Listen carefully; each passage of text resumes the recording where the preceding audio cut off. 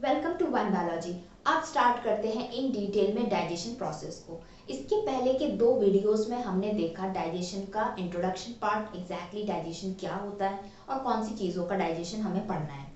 Next video में हमने देखा कि डाइजेशन प्रोसेस के अंदर जो हमारे बॉडी पार्ट्स यूज हो रहे हैं उनको हमने एलिमेंट्री कैनाल के अंदर रखा गया है और डाइजेशन सिस्टम के अंदर भी कुछ एक्स्ट्रा ऑर्गन्स को रखे थे। और हमने पढ़े थे 3 ग्लैंड्स जिसमें से कुछ सीक्रेट होते हैं केमिकल्स, और ये सीक्रेशंस जो होती हैं वो डाइजेशन प्रोसेस में हेल्प करती हैं। अब हम देखते हैं कि किस तरीके से फूड मटेरियल ये एलिमेंट्री कैनाल से पास होकर कंप्लीटली डाइजेस्ट होता है।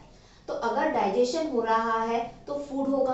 अब फूड के अंदर क्या होता है? फूड के अंदर हम इंडियंस की अगर बात करें तो हमारे खाने में रोटी होती है, दाल होते हैं, चावल होता है, सब्जी होती है। यहाँ पे मैंने एक एक्स्ट्रा पॉइंट लिख दिया है चीज। वो इसलिए लिखा है क्योंकि हमको यहाँ पर हमारा क्या खाना है वो इम्पोर्टेंट नहीं है, इम्पोर्टेंट ये है खाने के अंदर क्या प्रेजेंट है। क्योंकि हमने बायोमोलिक्यूल्स चैप्टर के अंदर पढ़ा था carbohydrates, proteins, vitamins, fats, nucleic acids, तो वही सब चीजें डाइजेस्ट होंगी। तो कार्बोहाइड्रेट डाइजेस्ट होगा, फैट भी डाइजेस्ट होगा, प्रोटीन भी डाइजेस्ट होगा। डाइजेस्ट होंगे तो वो ब्रेक डाउन होंगे।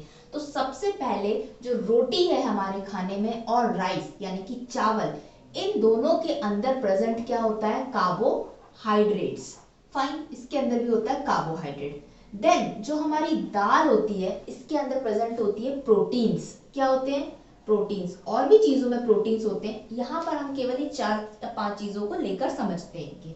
नेक्स्ट हम बात करते हैं हमारा चीज। चीज के अंदर आ जाता है फैट्स।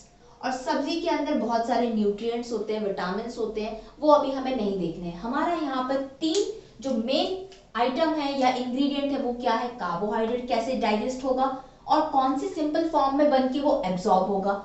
नेक्स्ट प्रोटीन कैसे डाइजेस्ट होगा, फिर एब्जॉर्ब होगा। और फैट्स कैसे डाइजेस्ट होगा, ब्रेक होके एब्जॉर्ब होगा। तो प्रोटीन्स, कार्बोहाइड्रेट्स एंड फैट्स, ये तीनों चीज प्रेजेंट होती है हमारे खाने में। अब सबसे पहले क्या करेंगे, ये तीनों चीजें यानी कि ये सारा इंग्रेडिएंट हमारे माउथ के थ्रू जाएगा स्टमक में। सबसे पहले कहाँ एंट्री होगी इसकी? माउथ के अंदर। तो पहला एलिमेंट्री कैनाल के अंदर क्या ऑर्गन था? माउथ के अंदर। माउथ में क्या प्रेजेंट होता है? मुंह के अंदर प्रेजेंट होते हैं हमारे teeth and tongue and salivary glands. First process digestion का होता है क्या? मैस्टिकेशन। टर्म याद रखना है हमको, क्या? मैस्टिकेशन। मैस्टिकेशन क्या होता है? जैसे ही हमने रोटी तोड़ के, सब्जी लेके, दाल में लेके मुंह के अंदर डाली, एज इट इज वो हमारे स्टमक के अंदर नहीं जाएगी। वो रोटी का क्या होगा, वो दाल या सब्जी का क्या होगा? ब्रेक डाउन होगा, वो टूटेगा। कौन तोड़ेगा? उसको हमारे टिथ तोड़ेंगे, उसको छोटे छोटे पार्टिकल्स में तोड़ेंगे। टंग की मूवमेंट से क्या होगा? वो इधर से उधर मूव होंगे मुंह के अंदर, तो मिक्सिंग होगी। तो मैस्टिकेशन एम से स्टार्ट हो रहा है और प्रोसेस क्या होगा? मिक्सिंग। किसकी मिक्सिंग होगी? Mixing of food. ठीक है, अब आप सोचोगे हमने तो ऑलरेडी मिक्स कर दिया, रोटी सब्जी दाल को मिक्स कर दिया, अब कौन मिक्स करना है, किससे मिक्स करना है? यहाँ पे मिक्सिंग ऑफ फूड ये तीनों आइटम की होगी विथ सलाइवा, यानी कि जो सलाइवरी ग्लैंड से सलाइवा निकला। अब ये याद रखना कि सलाइवा हमारी बॉडी में या हमारे माउथ में पहले से ही थोड़ा थोड़ा सीक्रेट होने लगता है जब हम खाना खाने बैठते हैं। ऐसा नहीं कि जब खाना मुंह के अंदर गया उसके बाद सलाइवा बना, ऑलरेडी धीरे धीरे अमाउंट में सलाइवा बनने लगता है। वही सलाइवा खाने के साथ में मिक्स होता है और इस mixing of food with saliva process को क्या बोलते हैं? मैस्टिकेशन। क्या वर्ड हो गया फर्स्ट हमारा? मैस्टिकेशन होता है। अब खाना जो है वो सलाइवा के साथ तो मिल गया, फूड का mixing with the help of teeth और टंग की हेल्प से मैस्टिकेशन प्रोसेस हो गया। सलाइवा के अंदर ऐसा क्या प्रेजेंट था जो फूड को डाइजेस्ट करने में हेल्प करेगा? सलाइवा के अंदर प्रेजेंट होते हैं एंजाइम्स। क्या प्रेजेंट होते हैं? एंजाइम्स। अब एंजाइम्स बहुत सारे टाइप के होते हैं, लेकिन सलाइवा के अंदर प्रेजेंट होते हैं कौन सा एंजाइम? अमाइलेज। पहला एंजाइम का नाम क्या है? अमाइलेज। और दूसरा एंजाइम होता है क्या? लाइसोजाइम। अब देखो, फर्स्ट अमाइलेज, सेकंड लाइसोजाइम।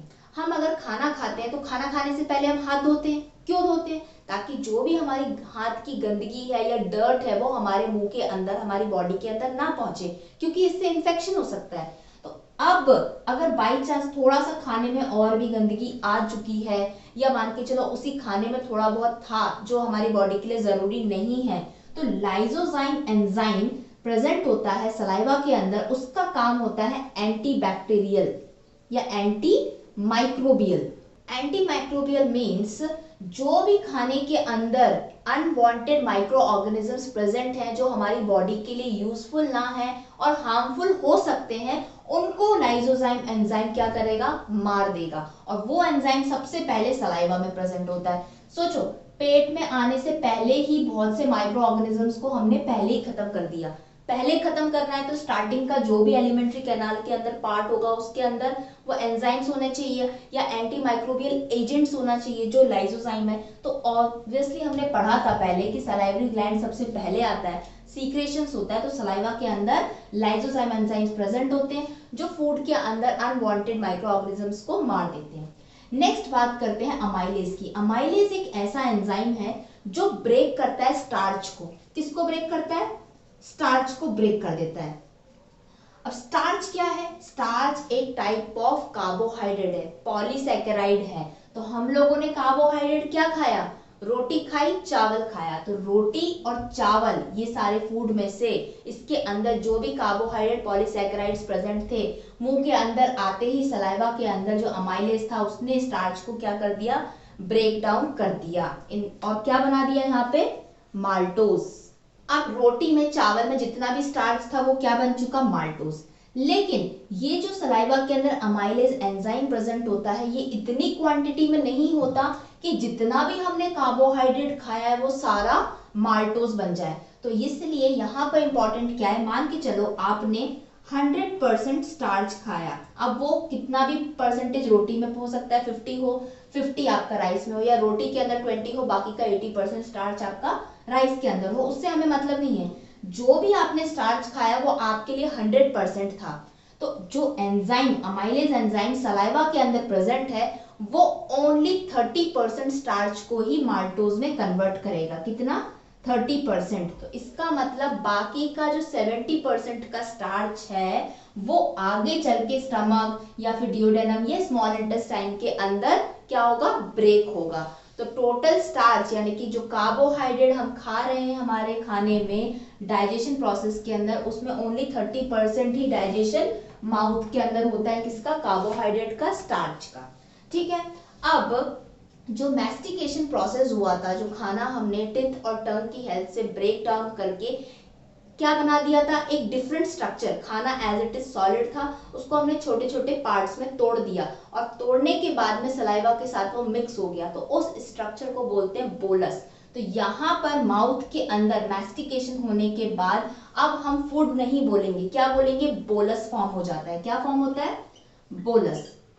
ये क्या है? खाना है, छोटे छोटे पार्ट्स में टूट चुका है और वो सलाइवा के साथ मिक्स हो चुका है। अब जो बोलस है वो माउथ से कहां पर ट्रांसफर होगा? फायरेक्स से होता हुआ ईसोफेगस में जाएगा। कहां से होता हुआ? फायरेक्स से होता हुआ ईसोफेगस के अंदर वो जाएगा। एक वर्ड होता है खाना खाने के बाद खाने को निगलना। निगलना यानी कि स्वेलोइंग। तो जो खाना यानी कि जो बोलस था माउथ पे फॉर्म हुआ था वो जब फायरेक्स से होता हुआ ईसोफेगस में जाता है तो इस प्रोसेस को क्या बोलते हैं? स्वेलोइंग, निगलना। और बायोलॉजी के टर्म में उसको बोलते हैं डिग्लूशन। ठीक है। तो डिग्लूशन किसका होता है? बोलस का होता है। कहां से? फायरेक्स से होता हुआ ईसोफेगस में आता है। अब ईसोफेगस से होते हुए उस बोलस को कहां पहुंचना है? स्टमक के अंदर पहुंचना है। तो अगर हम पानी पीते हैं तो पानी लिक्विड फॉर्म में होता है, तो बहुत इजीली वो स्टमक के अंदर पानी आ जाता है। लेकिन जो खाना है, जो बोलस बन चुका है, वो सेमी सॉलिड इन नेचर होता है, तो वो इतनी आसानी से डायरेक्टली स्टमक में नहीं आता, उसको हेल्प चाहिए। तो ईसोफेगस के अंदर कुछ मसल्स होते हैं। ये जो भी हमारा बॉडी पार्ट है वो टिश्यूज से, मसल से बना होता है। तो यहाँ की ईसोफेगस के मसल्स क्या करते हैं? पेरिस्टाल्टिक मूवमेंट करते हैं, जिससे क्या होता है? बोलस को इजी हो जाता है स्टमक में ट्रांसफर होने के लिए। तो यहाँ तक क्लियर हो गया। जो फूड था हमारा वो मैस्टिकेशन प्रोसेस माउथ के अंदर हुआ, मैस्टिकेशन होने के बाद में बोलस बन गया फूड का। बोलस जो था फायनेक्स के थ्रू ईसोफेगस में आ गया डिग्लूशन या स्वेलोइंग प्रोसेस से। अब ईसोफेगस से स्टमक तक आएगा बोलस, कौन से मूवमेंट से? Peristaltic movement of oesophagus walls. अब स्टमक में आने के बाद में फूड का क्या होगा?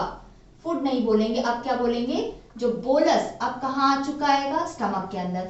स्टमक के अंदर बोलस 4 से 5 घंटे तक रहता है, यानी कि अब डाइजेशन का प्रोसेस एग्जैक्टली स्टमक के अंदर होता है। स्टमक के अंदर हमेशा आपको पता है एसिडिक पीएच होता है, ये आपको पता रहेगा। क्या होता है? एसिडिक पीएच होता है। एग्जैक्टली मान के चलो 1.6 तक पीएच जाता है। माउथ के अंदर जो पीएच होता है वो होता है 6.8, यानी कि बेसिक पीएच होता रहेगा। स्टमक पे आने के बाद में बोलस का क्या होता है? स्टमक के अंदर फिर से डिफरेंट टाइप्स के सेल्स हमको पढ़ना है। सेल्स कुछ सीक्रेट करेंगे जो बोलस को डाइजेस्ट करने में हेल्प करेगा। इसके पहले हमने पढ़ी थी जो एलिमेंट्री कैनाल होती है वो 4 तरह की वॉल से बनी हुई है, म्यूकोसा, सब म्यूकोसा, मस्कुलरिस और सेरोसा। यहाँ पर ओनली हमको 1 वाली पढ़नी है, कौन सी? म्यूकोसा। यानी कि जो स्टमक है एलिमेंट्री कैनाल का पार्ट है, तो यहाँ पर भी कौन सी वॉल बनी हुई है? म्यूकोसा वॉल बनी हुई है। ठीक है, अब ये इतनी सी वॉल को हम यहाँ पर बड़ा बनाते हैं। ये बनी हुई है क्या? हमारी म्यूकोसा वॉल। किसके अंदर की? स्टमक के अंदर म्यूकोसा वॉल है। इसके अंदर क्या है? कुछ डिफरेंट टाइप्स के सेल्स प्रेजेंट है। क्या प्रेजेंट है? सेल्स। मान के चलो ये ऐसे ऐसे सेल्स बना दिए पूरी वॉल्स के अंदर प्रेजेंट है। तो जो स्टमक के अंदर म्यूकोसा वॉल होती है, ये वाला जो पार्ट होता है, ये इतना पार्ट को हम क्या बोलते हैं? नेक सेल्स। क्या बोलते हैं? नेक सेल्स। यानी कि जो म्यूकोसा प्रेजेंट है इसके ऊपर जो भी सेल्स है इन सारे सेल्स को बोलते हैं नेक सेल्स। और इन्हीं में से कुछ सेल्स कौन से होते हैं? पैराइटल सेल्स या फिर ऑक्जेंटिक सेल्स, और तीसरे होते हैं पेप्टिक सेल्स या फिर चीफ सेल्स। ये म्यूकोसा हो गई, स्टमक के अंदर पड़ी है। ये म्यूकोसा के ऊपर जो भी सेल्स है इसको बोलते हैं नेक सेल्स, 1 नंबर। दूसरे टाइप के सेल्स कौन से? पैराइटल सेल्स या फिर ऑक्जेंटिक सेल्स। और 3rd नंबर के सेल्स कौन से प्रेजेंट होते हैं? पेप्टिक सेल्स, यानी कि चीफ सेल्स भी इनको कहते हैं। अब क्या होता है? सबसे पहले जो पैराइटल या ऑक्जेंटिक सेल्स होते हैं, ये वाले सेल्स स्टमक के अंदर क्या रिलीज करते हैं? HCl को रिलीज करते हैं, जो कि एसिडिक इन नेचर होता है। और साथ ही साथ कुछ इंट्रिंसिक फैक्टर्स को भी रिलीज करते हैं। इंट्रिंसिक फैक्टर्स, ये जो HCl होता है ये स्टमक के अंदर एसिडिक एनवायरनमेंट बनाने में हेल्प करता है। जो इंट्रिंसिक फैक्टर्स होते हैं ये ऐसे केमिकल्स होते हैं, अगर आप खाने में विटामिन B12 ले रहे हैं तो इसके एब्जॉर्प्शन के लिए इंट्रिंसिक फैक्टर्स की जरूरत होती है, और वो कहाँ पे प्रेजेंट होते हैं? स्टमक के अंदर। और कौन रिलीज करता है? पैराइटल सेल्स या ऑक्जेंटिक सेल्स। तो अगर ये वाले सेल्स प्रेजेंट नहीं होंगे स्टमक में तो इंट्रिंसिक फैक्टर्स रिलीज नहीं होंगे। इंट्रिंसिक फैक्टर्स रिलीज नहीं होंगे तो आप खाने में कितना भी विटामिन B12 खाते रहो, आपकी बॉडी विटामिन B12 को एब्जॉर्ब नहीं कर पाएगी और आपको डेफिशिएंसी हो जाएगी। तो यहाँ पर इंपॉर्टेंट क्या है? हमारा HCl। अब देखो HCl का pH कितना है यहाँ पर? 1.6, बहुत ज्यादा एसिडिक है। अगर 1.6 का HCl अगर आपकी बॉडी के अंदर प्रेजेंट होगी तो सेल्स कैसे हो जाएंगे? खत्म हो जाएंगे, मर जाएंगे। तो क्या करते हैं? ये जो नेक सेल्स होते हैं ये अपने अंदर के पार्ट को, स्टमक के पार्ट को बचा के रखते हैं। किससे? HCl से। तो ये नेक सेल्स क्या प्रोड्यूस कर जाते हैं? म्यूकस। तो पैराइटल सेल्स ने क्या रिलीज कर दिया? HCl। लेकिन नेक सेल्स ने म्यूकस रिलीज करके क्या कर दिया? HCl की जो एसिडिटी थी उससे जो भी इफेक्ट पड़ना था, हार्मफुल इफेक्ट पड़ना था, वो नहीं पड़ेगा। अब बात करते हैं पेप्टिक सेल्स की, यानी कि चीफ सेल्स की। पेप्टिक सेल्स यानी कि P से स्टार्ट हो रहा है, तो ये प्रोटीन को डाइजेस्ट करने में हेल्प करेंगे। तो प्रोटीन को डाइजेस्ट करने के लिए चाहिए कुछ एंजाइम्स, तो पेप्टिक सेल्स रिलीज करते हैं किसको? पेप्सिनोजेन एंजाइम को। Pepsinogen enzyme. लेकिन ये एंजाइम रिलीज तो हो जाता है स्टमक के अंदर, लेकिन इनएक्टिव फॉर्म में होता है। इसको एक्टिव करने के लिए कौन चाहिए? HCl चाहिए। और HCl कौन बना रहा है? Parietal cells. तो देखो कैसा सीक्वेंस है यहाँ पर। नेक सेल्स म्यूकस पहले से रिलीज करके रख देते हैं ताकि इनकी जो वॉल्स है वो खराब ना हो पाए, डैमेज ना हो पाए। देन जो पैराइटल सेल्स है वो HCl रिलीज कर देते हैं। ये HCl पेप्टिक सेल्स से जो पेप्सिनोजेन निकलता है उसको क्या कर देता है? एक्टिवेट कर देता है। और क्या बना देता है? पेप्सिन बना देता है। तो पेप्सिन हो जाता है कैसा? एक्टिव एंजाइम, और ये पेप्सिन बहुत इजीली जो भी प्रोटीन्स हम खा रहे हैं उसके ऊपर वो एक्ट कर जाता है। तो हमने सबसे पहले क्या डाइजेस्ट करवाया था यहाँ पर, कार्बोहाइड्रेट का स्टार्च अमाइलेज एंजाइम से, जो ओनली 30% डाइजेस्ट हुआ। प्रोटीन का डाइजेशन नहीं हुआ अभी तक, फैट्स का भी डाइजेशन हुआ। अब स्टमक के अंदर पहुंच गए, स्टमक के अंदर HCl बन गया, पेप्सिनोजन एंजाइम को उसने एक्टिवेट कर दिया, पेप्सिन बन गया। अब ये पेप्सिन क्या करेगा, जो प्रोटीन्स को है उसको ब्रेक डाउन कर देगा पेप्टोन्स में, प्रोटियोम्स में। तो ये हो गए हमारे प्रोटीन्स जो हमने दाल में खाए थे।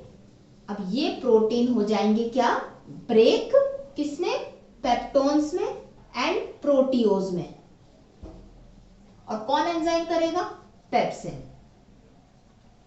और यहां पर जो बोलस वर्ड हम यूज कर रहे थे, अभी तक स्टमक में बोलस आया था, अब ये सारा प्रोसेस होने के बाद में वो बोलस कन्वर्ट हो जाएगा किसमें, चाइम में। अब हम बोलस को कन्वर्ट कर देंगे किसमें, चाइम में।